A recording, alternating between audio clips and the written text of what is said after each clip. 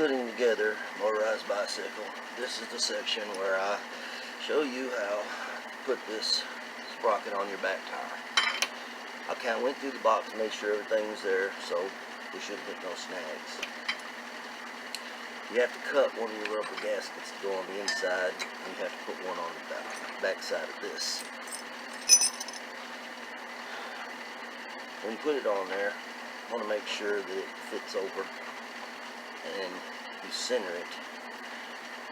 So you might have to file it or something if you get one that's milled wrong, but most likely it'll fit when it's supposed to. Anyway, you put it over and you fit it, and then you start putting in the bolts. You have to make them line up in the hole underneath. And then once you got a couple lined up the first time, the rest of them should go right in like so to the hole underneath. Ta-da. Anyway, it's a little tedious, a little time consuming. I'm gonna pause right here, finish this, and then I'll come back and make this a little shorter. Grabbed all the bolts, lined it all up. Then you take the one you cut.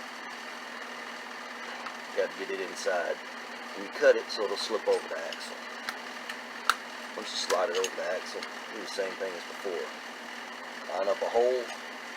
The rest of them should line right up. And it goes in. And pause. Okay, a little tip.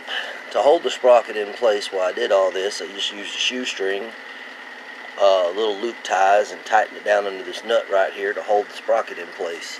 Not a big deal, but it makes it a lot easier. Then, went on the other side. You can see down in there, they're all on, and what I did is I took the nut between these two fingers, like this, put it behind this thing, grabbed it with my thumb, put it in place. Then I reached around on this other side and turned the nut, correlating to it, to start it.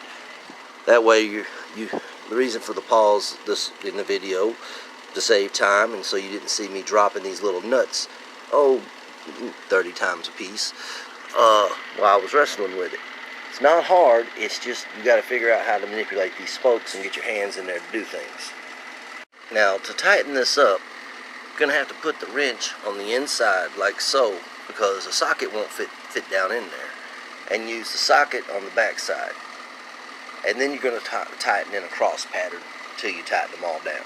I'm going to go ahead and do that now, so not to waste time with the video. Alright, after putting these on and tightening them down to just basically snug so I could get to this part of the video, you want to go on a cross pattern. So you put your wrench in like so, holding your and oops, blooper number one.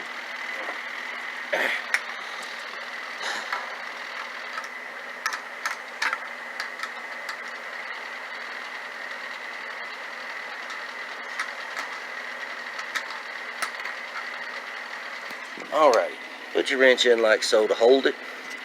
Use your socket on this side and go in like a star pattern, just like you would on a regular car, because you don't want your plate to tighten down crooked. It'll cause your chain to throw.